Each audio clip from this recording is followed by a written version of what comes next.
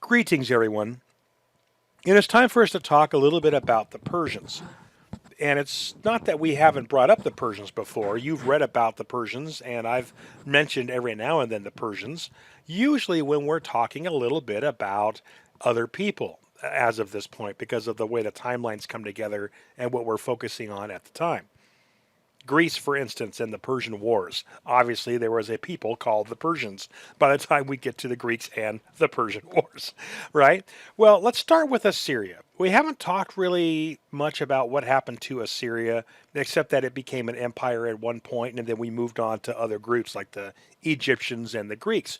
Well, now we're back to that part of the timeline. We used to be here when we were first talking about the rise of the of the Assyrians. We were right here, 1800 to about 1208. And then it was time for me to move us over to Egypt. Well, now it's time for us to come back to the Assyrians. And so we're right here in this place between 700 and, say, 500 BCE. And between 700 and 500 BCE, a whole bunch of things happened. A whole bunch of peoples that did not build cultures along rivers, and in some cases even along coastlines, are going to start to gain power. We've talked about Hittites and Assyrians, Babylonians, Sumerians, and Egyptians, all who built up major cultures along rivers. And of course, the Phoenicians, who built up a major culture along a sea shore. But the deal is that we haven't talked again about these cultures that developed out in the deserts. And there are some. For instance, the Chaldeans, we haven't talked about them that much. The Ubuntu, we haven't talked about them at all. You've read about them possibly, you've seen them in the textbooks, but we haven't really talked about them because there are these cultures that kind of develop out in the deserts and don't really have a lot of major world impact in the Mesopotamian or Mediterranean region until later. Well, here we go. Later is coming. Here's the Assyrian Empire by the time we get to about 620. Now, this is 1800 BCE all the way to about 620. These guys have been around for a while, which means that, well, their empire is starting to get a bit old in the tooth, and they're a bit corrupt when it comes to the government, and not everybody really cares as much as they might have once cared about being part of the Assyrian Empire. And as the Assyrian Empire becomes a bit weaker, other people from the outside are looking for ways to take advantage of that, like they always are. Okay? That's a theme of history, right? There's always people on the outside waiting to take advantage of the weakness of the empire. One of the things that's going to happen is that there's going to be this regrowth of a old kingdom that had been conquered by the Assyrians, and that is the Babylonians. The Babylonians will break away from a weakened Assyrian empire and become this Babylonian empire. And over time, as the Assyrians weaken more, we call it the New Babylonian Empire because there's an old Babylon and then now there's a new Babylon, right? And as the Assyrians are kind of pushed away and sort of collapse on themselves, the Babylonians will begin to re-expand, almost like the days of Hammurabi from the old empire. And so the Babylonians begin to expand once again as the Assyrians begin to contract. Well, that means there's other cultures that are getting ready to move in as well on an obviously weak Assyrian empire. And that is going to be these guys called the Persians. So the Persians are right here, and their capital is this place called Pasargadae, right? The Persians right here along something called the Persian Gulf. Imagine that. So here's the Persians. The Persians are one of those kind of small kingdoms of people that have developed and have been around for a while. We haven't talked about them much because they're not really part of the West yet. You know, they haven't moved into the West, or what Western cultures call their heritage of thought and reason and technology. So the Persians are way over here. And then there's this larger area known as the Medes, a territory that's been kind of ruled by the Medes. And the Medes is this large group that will expand all the way from India to eventually Greece. Eventually, the Medes will be in charge of Lydia, where the Ionian Greeks are right here. And of course, we have Babylon, which is this new, here it is, Neo-Babylonia, the new Babylonian Empire. And here they are. So there's something that happens between 650 to 530. okay? Something that happens in just under 100 years, where the Persians right here begin to expand, and then they conquer and join up with the Medians, and then the Persians together with the Medians, where their cultures are mixing, begin to just sort of do a reverse Alexander the Great, where they take over everything from the east going towards the west this time. So let's take a look and see how that comes along. I want to point out a city called Nineveh right here. I want to point out a city called Ecbatana right here. Susa right here. Passagardi, as we mentioned already, and Jerusalem. At the point right here, 539, is still being ruled by the Babylonians. Okay, so here's your Nineveh, Ecbatana, Susa, Passagarde, Jerusalem. All of them are going to play a role in today's talk. So, what happens with the Assyrians? In 612 BCE, Xerxes of the Persians and Medes, they come together at this point. It's a long story that gets in there, but that's in your book, so I'm not too worried about it. Will conquer a cultural peoples known as the Urartu. And with the alliance of Nebuchadnezzar, the Chaldean, finally the word Chaldean shows up, who is just another cultural group. The Chaldeans up here, okay. So the Chaldeans, along the Persians, the Medes, the Chaldeans, all together form this kind of inland Eurasian club, this kingdom that is a mix again of the Persians, the Medians, and some of the Chaldeans, which are basically up here. And as they gather together, these people that are not along a nice river that provides easy farming, but they are along seas, which means that they've got some trade going on, these people right in this region start to develop a military empire all together. They start to get ready for something new and different, okay? Now, what that new and different thing is that they're going to form an army and they're going to attack what is left of the Assyrian Empire, the capital city of Nineveh. And they capture the capital city of Nineveh, the Assyrian capital, and that means that by 606, right here on the slide, Assyrians are basically gone. They're going to be absorbed into this new sort of hybrid Persian slash Chaldean slash Median kingdom. Now, the head ruler of all these people will be Median. So from then on, a Median king will rule over much of the territory where Iran is today. Then there's this king in Babylon who gets smart. He gets wise to the idea that the Babylon Empire still exists and it's expanding into southern Assyrian territory. And you really don't want to screw with these guys because these guys are the new empire. They're powerful. They've taken over a bunch of territory. They've conquered the Assyrians. So the Neo-Babylonian Empire is going to marry in to this new kind of Persian Median Empire. So Nebuchadnezzar, a fascinating character in Old Testament history if you ever read it, Nebuchadnezzar of Babylon is going to marry the daughter of this new king, of this new Persian-esque empire. And there's going to be peace, basically, between the Babylonians and this kind of Median Empire, right back to the map, the Babylonians and the Median Persian Empire for some time. And then Cyrus comes along. So first of all, as we approach who this Cyrus the Great guy is, we should mention what the name of the empire is that the Medes and Persians together create. And they create this empire right here. Here's the Babylonian Empire. They create this Median Persian Empire called the Achaemenid Persian Empire. Okay?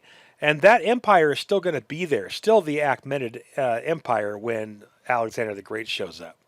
The Median capital for a while, if you want to look at where the very first capital of the Median slash Persian Empire, this big green blob right here, where the capital is Ecbatana, which we mentioned earlier, right there in the middle. Okay, they will also found a new city called Susa, which gives them two kind of major cities, Ecbatana and Susa. And then, of course, there's Passagarde, where the Persians came out of originally. And there will be one Persian king who's going to found a city called Persepolis right here. Major, major city. So these are all these kind of famous Persian cities over time. So the Achaemenids were the first to create a centralized state in Persia, founded by Achaemenids, the chieftain of the Persians around 700. Okay, so these guys create this centralized state in Persia, and they expand in. Now, right around 653, the Medes, who had been creating this large empire, are going to come under the control of another group coming out of Siberia called the Scythians. So the Scythians are these horse raiders, these nomadics that come out and attack all over. They're kind of like the Mongols, if you will, or the Huns before there were Mongols or Huns. And in every great empire, there's always the people on the outside that eventually come in, and they happen to be really good at attacking things. So the Scythians will come in for just a little while, and they're going to basically raid and take over and cause a lot of trouble, where the Medes have been like, oh, our great empire, and oh crap, who are these people? So that finally brings us to Cyrus the Great, who's going to force back the Scythians and do something about the Babylonians as well. So in 550 BCE, Cyrus the Great will rally the Persians and Medes together, and he's going to lead the Medes and Persians to a large conquest that is going to overtake or kick out the Scythian nomads, and is going to conquer Lydia, and is going to conquer the Neo-Babylonian Empire. And that is the last time we will hear about a Babylonian empire. So 539 BC, Cyrus the Great will conquer a ton of territory. I'm going to take you back to that map real fast. Cyrus the Great's territory is going to be all of this that was Persia, that was Media, everything all the way to the coast of India here, the border of India. Neo-Babylonian Empire and Lydia. This whole thing is going to be conquered by Cyrus. And it was ready to be conquered. It was all pretty weak from the Scythian attacks and the whole thing. So it's natural that this is going to happen at some point. Okay, so Cyrus the Great is an interesting guy. He is going to portray himself in his propaganda as a benevolent conqueror welcomed by the local inhabitants and their gods.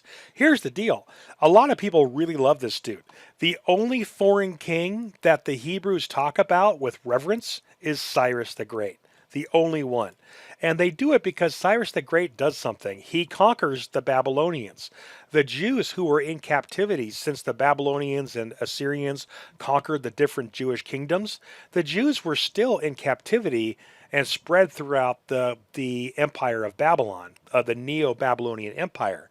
And so what happens is that when Cyrus takes over the entire Mesopotamian region and a good portion of Asia, when this happens, Cyrus is going to round up all the Hebrews, and he's going to free them and send them back to Jerusalem, and he's going to help pay for the rebuilding of the city of Jerusalem that the Assyrians had destroyed so long before, and to help the people of Jerusalem rebuild their temple. So basically, there's going to be a revival of Israel because of this guy, which means that, of course, the Hebrews see him as one who is anointed by God, which is actually what they call him, anointed by God.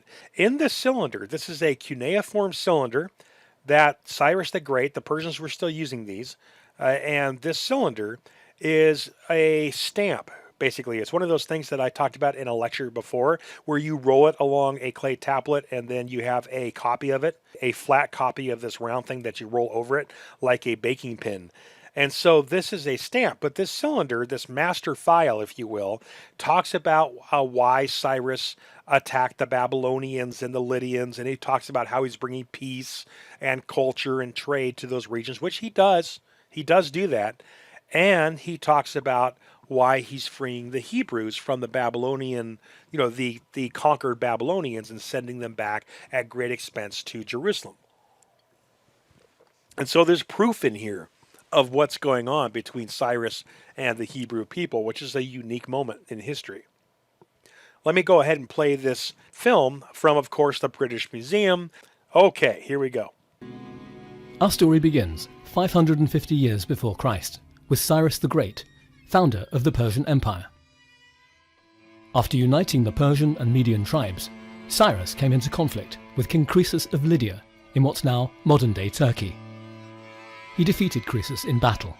Cyrus then clashed with the powerful Babylonian Empire to the west. In 539 BC, he besieged their capital, Babylon. It fell with barely a fight. Persia under Cyrus became a superpower of the ancient world. Cyrus justified his invasion to the Babylonian people in a proclamation written on clay tablets such as this one, which are likely to have been widely distributed. So we're going to write Kurash. So the first sign, Ku, has a big vertical, two small horizontals, one bigger horizontal, a little vertical, and another horizontal, like a box. This is Ku. Then Ra, we have three strong horizontals to begin, one big one next to it, and then one little vertical wedge, and one bigger vertical wedge. Ku, Ra. Now we do Ash, which is three long horizontals, Komsa, and then a vertical in the middle. So we can read this, Ku, Ra, Ash, the name of Cyrus. The early lines on the cylinder extol Cyrus's virtues and his reasons for invading Babylon. But it's lines 30 to 35 that set Cyrus up as a great leader in the modern liberal sense. One of Cyrus's first acts after his conquest was to release those who'd been made captive by the Babylonians. This was a mark of his style of rule, and it's this very event that's recorded on the cylinder. So this was a key moment in the history of the Jewish people. They'd spent many years weeping by the rivers of Babylon, and now finally they were allowed to return to Jerusalem and then to rebuild the temple. The return to Jerusalem from exile in Babylon, the permission from Cyrus to rebuild the second temple, reshaped Judaism. And the notion of return is central to Jewish life and mythology. No less a person than David Ben-Gurion wrote, Cyrus displayed a spirit of charity towards his adversaries, a unique tolerance towards all religions. He, Cyrus, played a decisive role in the first return to Zion. The Persian Empire, founded by Cyrus the Great, reached its peak under the later king Darius, extending from Libya in the central Mediterranean to the Indus Valley in modern-day Pakistan. It is the beginning of the idea of the Middle East, an idea that we still live with today. And when we use the word the Near East, the Middle East, we're talking about exactly the area that was the Persian Empire. The frieze behind me is a cast of the frieze in the royal palace at Persepolis, the Persian capital. And it shows the different peoples of the empire bringing their different tributes. It's a perfect emblem of the variety of the empire. Every people brings their own kind of tribute. And the Persian Empire, unlike others, didn't try to crush people into one way of being or doing. It allowed a great diversity of habits and patterns, language and faith to live together. It became the great model of how to run an empire of dizzying diversity. All right, and we're back. Well, what happens after Cyrus is that you now have this entire region that Cyrus has conquered. And Cyrus, the Persians will go into Egypt because everybody at some point wants to go conquer that. So the Persian Empire, after Cyrus, is going to be run by a couple of people leading up to the next great one, okay? So Cyrus' son, Cambyses II, is going to conquer Egypt. Then the empire reaches its greatest extent under a guy named Darius. All right, Darius is going to take everything that's left, including this little territory along the river here, the Indus River, and everything here leading into the eastern coastline of Macedonia and Greece. All right, so this is the greatest extent. Now remember, Darius is the one that's going to fight the First Persian War at Marathon against the Greeks and lose. And then Darius' son, a guy named Xerxes, will invade Greece again, and he will again be beat. All right. So although this Persian Empire is massive, you have to remember that it's made up of a whole lot of different peoples that don't always like each other, but at least they're ruled by one emperor who can maintain trade, peace, economy, and that sort of thing. One of the deals of both Cyrus, but especially Darius, is the building of a ton of roads. Darius builds a whole bunch of roads and puts a type of Pony Express mail service on it, which we'll show you in a second in a video. And he connects this entire empire together very well with a central capital right here at Persepolis that he's going to build. Darius does an amazingly good job creating a large empire and holding on to it and uniting it together. He just can't beat the Greeks. I mean, let's be clear, even Hitler had a hard time beating the Greeks. I mean, come on. They're hard to beat. So Darius the First. Darius will improve the famous royal road, the Persian road. This is the beginning of something called the Silk Road era, because people can travel throughout this massive empire and bring their goods with them and basically be protected by Persian troops who are staged all over the place. So let's talk about the roads right here in this video. Okay, so the Persians will allow, as you saw, local cultures to survive. And that's something that Cyrus, as you already know, was really good at, was basically letting people live their lives the way they wanted to live it while paying their taxes to Cyrus. And in return, Cyrus made sure that nobody got invaded and nobody had to worry too much about natural disasters, because there was this large empire to help cover costs of rebuilding and protection. And the Royal Road, which provided trade to everybody. It provided a sense of economy to everybody. So this is a glory era for the Persians, who are growing an empire that connects people together in mostly a positive way. So the Achaemenids are going to see a lot of positivity and a lot of success because of their benevolent way of ruling people. Will that last forever? That's supposed to be an image of Darius. Will that last forever? Well, no.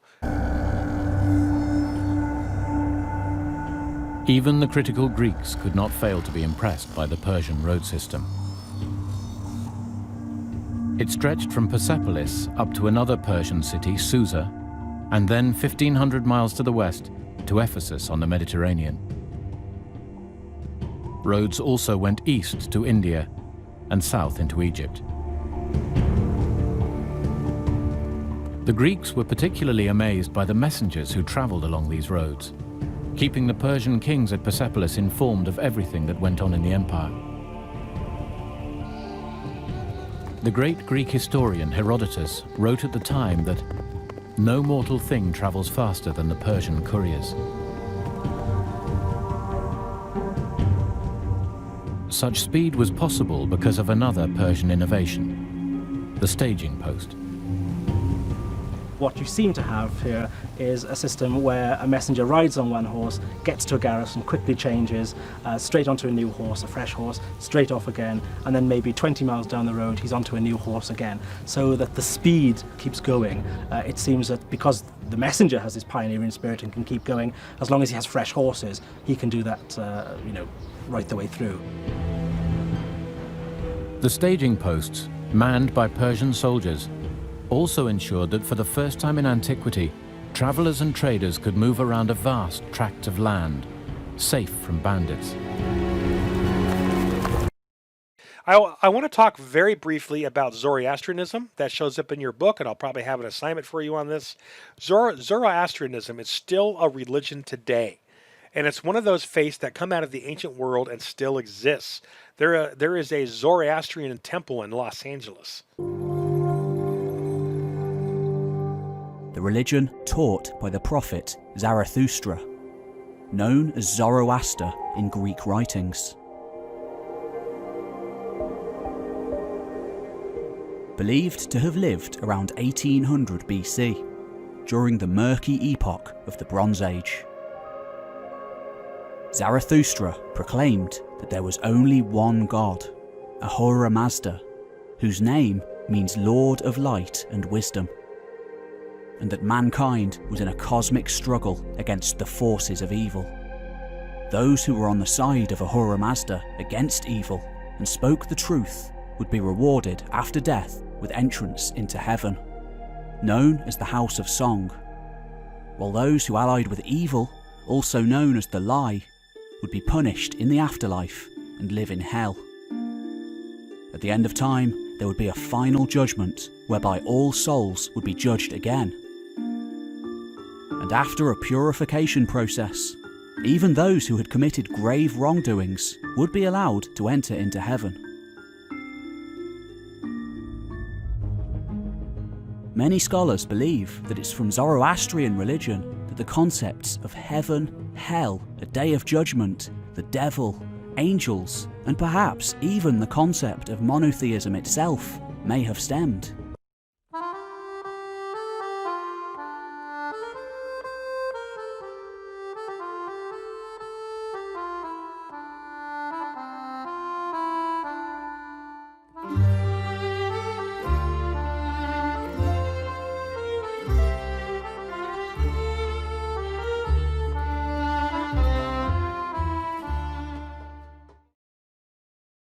Bit about 300 years after Cyrus, Macedonia is going to be this kingdom that is united under a guy named Philip II in Macedonia. And then Macedonia is going to end up under Philip II conquering all of Greece. Why can he conquer Greece when no one else could? Because of that Peloponnesian War we just studied. The Peloponnesian War weakens all of Greece so much that after Athens and Sparta have kind of been beaten up a bit and Thebes comes and takes over all of Greece, but there's only so much power they have, then the Macedonians come in under Philip II and just take over everything. All right. So by 338, he has Greece under his control, and then he is poisoned. He's assassinated by somebody. We don't know who. There's a lot of rumors about it. It's quite the controversy of the ancient world. No idea. But here's your Persian Empire. And then we come all the way over here. Here's Macedonia. And here's your different little Greek territories right here. And Athens, right?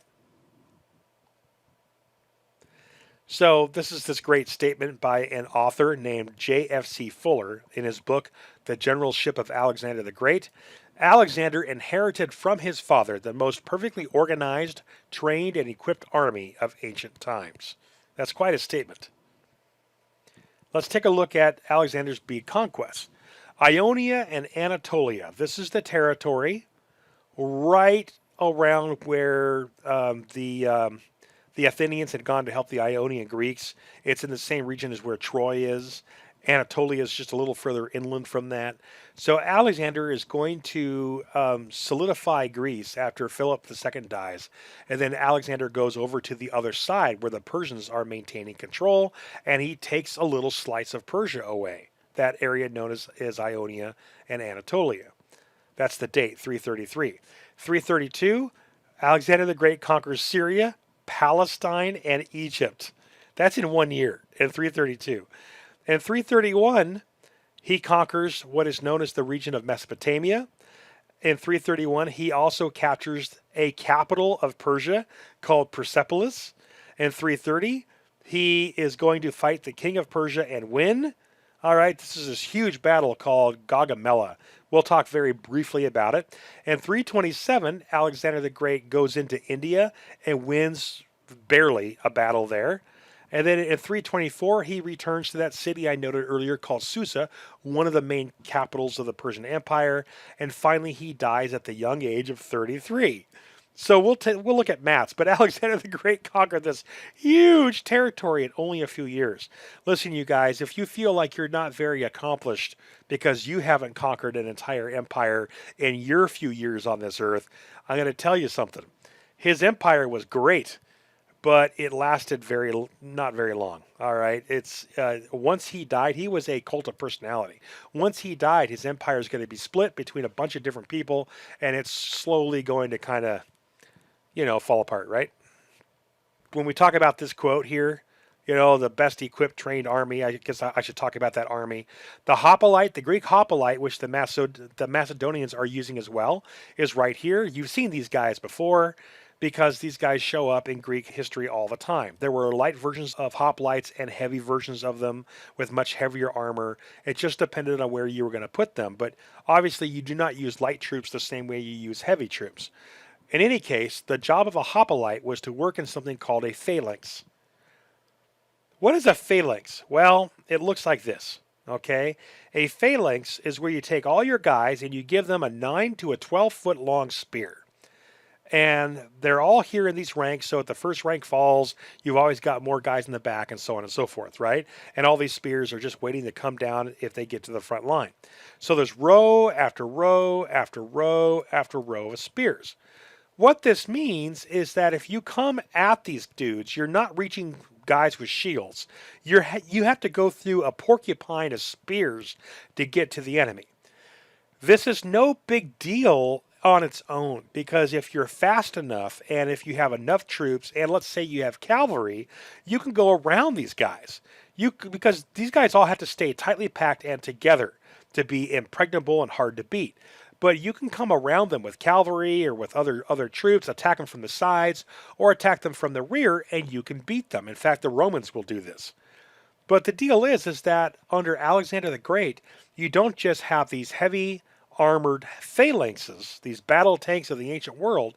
You also have cavalry and you have light troops, all used to help maneuver the battlefield so that these guys hold the center of the field and your cavalry and light troops do all the other work that's needed to beat an enemy. So it's so hard to beat a phalanx at the time that these guys will be the envy of the ancient world. So here's some video clips from the movie Alexander, which is kind of a glorified film about the big battle of Gaugamela, which is the last major battle that Alexander has to fight against the Persian king Darius III.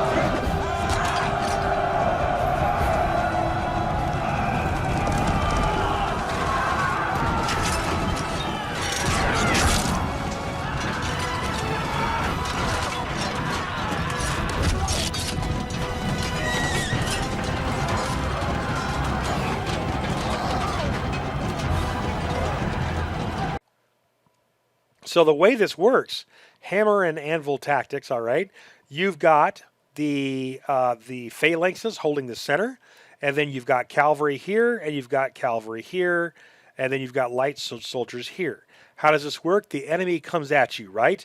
And the phalanxes move forward and stop the enemy from moving forward. This cavalry protects the flank. This cavalry's job, the well-trained companion cavalry of Alexander, their job is to do special maneuvering. One of their favorite jobs would be to run behind the enemy, way outside of the field to where you couldn't see them, miles away, and then come around when the enemy is no longer looking for you and attack from the rear. That's something that the companion cavalry was very good at. So the phalanx keeps the enemy from being able to move forward. The Thessalian cavalry protects the phalanx from outflanking by the enemy, from being surrounded or anything. And then the companion cavalry just completely messes with the enemy until they can kind of anvil it in and attack from the sides or rear. It's really something else, the way that this guy could use this kind of tactics against an enemy that's used to having chariots, and the enemy is used to having cavalry too, and they're used to having their foot troops, but they're not used to very maneuverable enemies. And they themselves are not all that maneuverable. So here's the areas that the major battles have to be fought. We've got a fight here for Ionia and Anatolia. We've got the fight here at Gaugamela. This is a huge fight that's going to be 47,000 Macedonians versus about 120,000, we think, Persians. All right, and Alexander wins. All right, there's a fight right here. There's some fighting right here, like at the major city, the Phoenician city of Tyre. And then, of course, there's some fighting over here in where India is. So these are the major fights that Alexander goes through. So he's not doing like this huge like burned earth policy where he has to conquer every town. He just has to conquer the big armies. So every time he beats a big army, he gains a huge swath of territory. If that makes any sense at all. I want to talk about the siege of Tyre, which is right here. This is a Phoenician city. We talked a little bit about it before. It built these huge walls around it, very powerful city on an island. And it was hard to beat, okay? But it's just one of those cities that Alexander the Great really wanted to conquer because he wanted to take Egypt, which he does. And he needs to take the stronghold of this Phoenician city currently ruled by the Persians. But it's hard for him to do because his army, the army is right here, the Greek army, the Macedonian army, and right here is the fortified city of Tyre, which has a bunch of ships. They're Phoenician, so they've got plenty of open trade routes to bring food in and that sort of thing. Well, Alexander the Great has to bring a bunch of ships in to lay siege to Tyre, which he does to help keep goods from coming in. And then he has to build a bridge. And it's really hard for him to build this bridge. It takes him almost a year. He was really frustrated.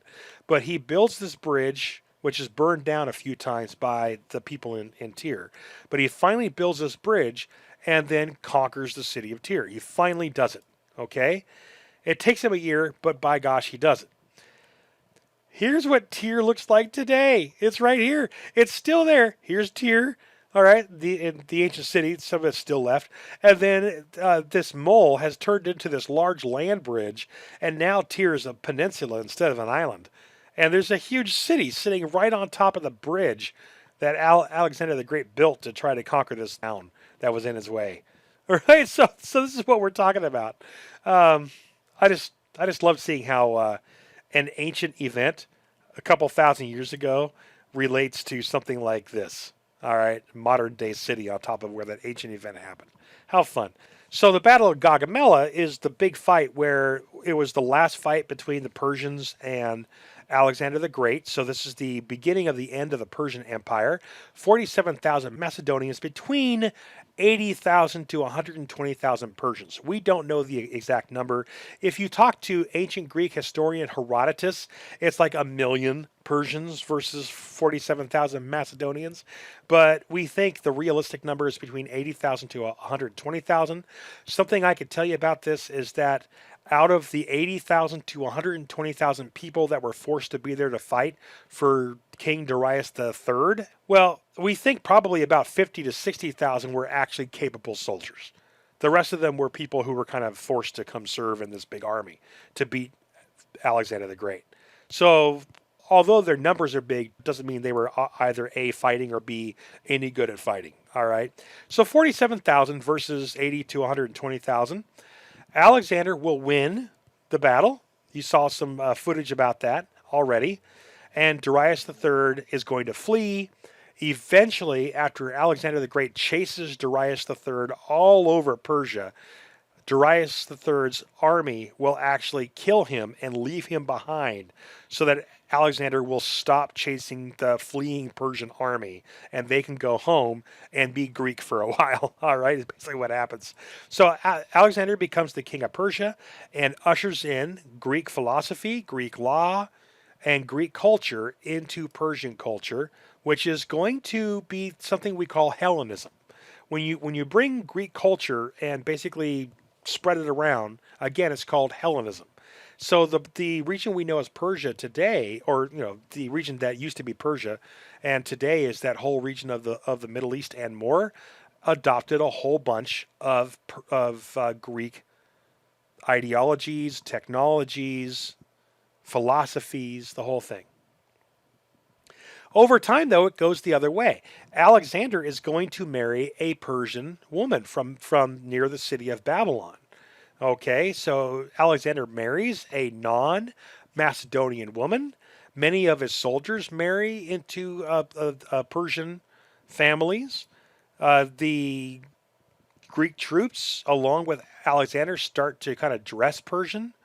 And Alexander the Great starts to kind of piss off his army when he starts to insist upon the idea that he is a Persian style ruler, that he is descended from the gods. That's something the Greeks didn't do. The Greeks never did what the Egyptians, the Babylonians, the Mesopotamians did.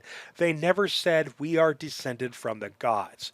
Sometimes Greeks talked about stories of people who were like superheroes, like Hercules, who were, part god, part man. But you would never hear a Greek person say, like a powerful Greek, like Leonidas or Pericles of Athens, would never say, I'm descended from the gods. That is a piece of hubris right there that would just get you wiped out in Greece. In any case, the Macedonians are really tired of everything, and finally, Alexander the Great dies in June of 323, possibly just like his father did, poisoning. We don't know for sure, but we think because he was so young and had no other ailments that we know of, we think he was probably assassinated and probably by his own troops. So there is the empire when Alexander the Great died. Now, when he dies, of course, he hasn't left a legacy really, except for bringing in Greek culture, because Alexander the Great has not really set up a chain of command. There is no successor to Alexander the Great, which means that the big generals that followed him are going to split this up and rule this themselves. So, Antigonus is going to take Greece and Macedonia over here. And Ptolemy is going to take over Egypt. If you've ever heard of Ptolemaic Egypt, this is when that happens. And Seleucus, that's a guy named Seleucus, takes over the former Persian Achaemenid Empire. That's this whole thing right here. So you've got these three empires that are broken up under three different generals of Alexander the Great. All of them are Hellenistic. All of them have Greek style philosophies and whatnot for a long time, but they are separate empires ruled by three separate people. Since we were talking about Persia, let's talk about what happens to the Seleucid Empire, the one that's ruled by Seleucus, and then he dies and his successor takes over. But it's named after him, so the Seleucid Empire.